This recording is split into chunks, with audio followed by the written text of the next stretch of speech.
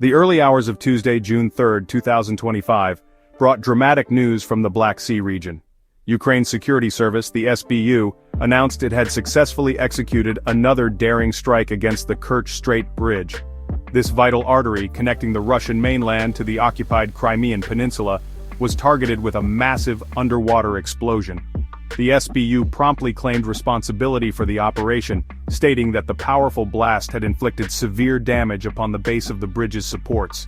This event marks yet another significant escalation in Ukraine's efforts to disrupt Russian logistics and undermine Moscow's control over territories it seized in 2014 and further invaded in 2022.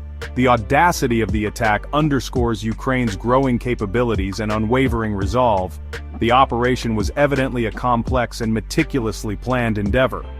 Reports indicate that the explosives used were equivalent to more than a metric ton of TNT, a substantial charge designed to cause maximum structural harm. Such an undertaking would have required months of careful preparation, intelligence gathering, and precise execution to bypass Russian defenses. The SBU's ability to deliver such a payload undetected to the bridge's foundations speaks volumes about its operational sophistication and its capacity to project force deep into Russian-controlled areas. This was not a mere act of sabotage but a calculated military strike aimed at a high-value strategic asset, demonstrating a clear intent to degrade Russia's war-fighting capacity. This is not the first time the Kerch Bridge has found itself in Ukraine's crosshairs since the commencement of Russia's full-scale invasion in February 2022. The structure, a potent symbol of Russia's annexation of Crimea, was previously attacked in October 2022 by a truck bomb that caused significant damage to its road and rail sections. Another attack followed in July 2023, reportedly involving experimental naval drones, which again necessitated extensive repairs by Russian authorities. Each time, Russia has managed to restore functionality, but these repeated assaults highlight the bridge's persistent vulnerability and Ukraine's determination to make its use untenable for Moscow's military machine. Immediately following the June 3 blast, Russian authorities acknowledged the incident, with state media reporting a temporary suspension of road traffic on the bridge for approximately 4 hours. The SBU, corroborating its claims, published compelling footage that appeared to show a powerful explosion erupting from beneath the water's surface near the bridge, sending debris flying high into the air. Accompanying this footage was a photograph purportedly showing some of the resultant damage to the side of the structure. The full extent of the damage will likely take time to assess, but the immediate disruption and visual evidence suggest a significant impact on this crucial link. The Kerch Bridge, stretching 12 miles across the strait, is far more than just a piece of infrastructure. It is a critical logistical lifeline for Russia's military operations in southern Ukraine. Since its controversial opening in 2018, it has served as the primary land route for supplying Russian forces in Crimea and other occupied territories with troops, heavy weaponry, ammunition, and fuel. Its strategic importance cannot be overstated. Control over this bridge allows Russia to sustain its military presence and project power in the region.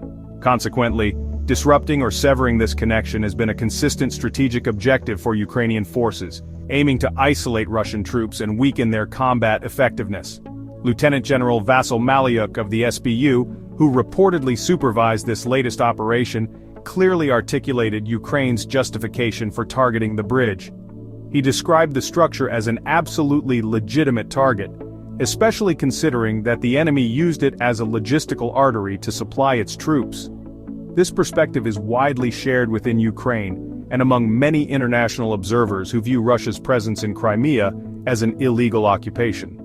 From Kiev's standpoint, any infrastructure facilitating the continuation of that occupation and supporting aggressive military actions against Ukraine proper is a valid military objective under the laws of armed conflict, a necessary measure for self-defense. Beyond its military utility, the Kerch Bridge holds immense symbolic weight for both Russia and Ukraine. For Russia, its construction, personally inaugurated by President Vladimir Putin, was a bold statement of its annexation of Crimea and a physical manifestation of Moscow's claim to the peninsula. It was designed to permanently tie Crimea to Russia, both literally and figuratively. For Ukraine, the bridge represents Russian aggression and the ongoing violation of its territorial integrity. Each successful attack on the bridge, therefore, serves not only a military purpose but also delivers a powerful psychological blow to Moscow, challenging its narrative of unbreakable control and demonstrating Ukrainian resilience. The repeated attacks on the bridge underscore its persistent vulnerability despite Russian efforts to protect it. While Russia has previously managed to repair the damage, each successful strike forces closures, diverts resources to repairs, and creates logistical bottlenecks. The disruption, even if temporary, can have cascading effects on the supply chain supporting Russian forces on the southern front. Ukraine's ability to consistently threaten and damage this key artery demonstrates an evolving capability to counter Russia's military advantages. The long-term degradation of the bridge's capacity could significantly hamper Russia's ability to sustain its occupation and defend against Ukrainian counteroffensives in the region. The bold strike on the Kerch bridge did not occur in a vacuum. It followed closely on the heels of other significant Ukrainian military actions, indicating a broader strategy of applying pressure on multiple fronts. Just days before, on Sunday, June 1, 2025, Ukraine reportedly conducted a sophisticated drone raid targeting Moscow's strategic bomber fleet deep within Russian territory. Ukrainian President Volodymyr Zelensky subsequently claimed that this operation had successfully damaged 34% of Russia's strategic cruise missile carriers, a significant assertion if accurate, potentially impacting Russia's long-range strike capabilities. These actions suggest a more assertive phase in Ukraine's defensive war. Russia predictably reacted with strong condemnation to the bridge attack and other recent incidents. Moscow's State Investigative Committee on the same day as the bridge attack accused Ukraine of perpetrating acts of terrorism. This accusation specifically referenced the alleged blowing up of 2 railway bridges within Russia over the preceding weekend. According to Russian authorities, these explosions resulted in 2 train crashes, tragically killing 7 people and injuring 113 others, including children. Such accusations are part of Russia's ongoing narrative that portrays Ukraine's legitimate military operations targeting infrastructure used for war as indiscriminate terrorism, aiming to sway international opinion and justify its own actions. The pattern of Russian military responses often involves retaliatory strikes against Ukrainian civilian areas and infrastructure. True to this pattern, on Tuesday, June 3, 2025, a Russian rocket attack struck the northeastern Ukrainian city of Sumy. This assault reportedly killed at least 4 people and wounded 25 others, adding to the grim toll of civilian casualties in this protracted conflict. These strikes, often far from the front lines, serve little direct military purpose, but aim to instill fear and punish the Ukrainian population, further fueling the cycle of violence and making any peaceful resolution increasingly difficult to achieve. The conflict is thus characterized by a dangerous cyclical nature of attacks and counterattacks, with each side viewing its actions as justified responses to the other's aggression. Ukraine sees its strikes on targets like the Kerch Bridge or military airfields as necessary to defend its sovereignty and degrade Russia's capacity to wage war. Russia, on the other hand, frames its own widespread attacks, including those impacting civilians, as responses to Ukrainian provocations or terrorism. This escalatory dynamic makes de-escalation efforts exceptionally challenging, as trust is non-existent and both sides appear committed to achieving their objectives through continued military force. The intensified military actions, including the Kerch Bridge attack, are unfolding against a backdrop of significant diplomatic and geopolitical developments. Notably, Ukraine has received a formal invitation to the upcoming NATO summit, scheduled to be held in The Hague from June 24 to 26, 2025. President Zelensky confirmed this development following a meeting with NATO's Secretary-General, Mark Rutte, in Vilnius on Monday, June 2. While an invitation to a summit does not equate to immediate membership, it signals continued strong political support from the alliance and a deepening of cooperation, a prospect Moscow views with extreme hostility. Simultaneously, efforts to find a diplomatic resolution, however faint, continue, though with little tangible progress. On Monday, June 2, during negotiations held in Istanbul, Moscow reportedly rejected Kyiv's call for an unconditional ceasefire.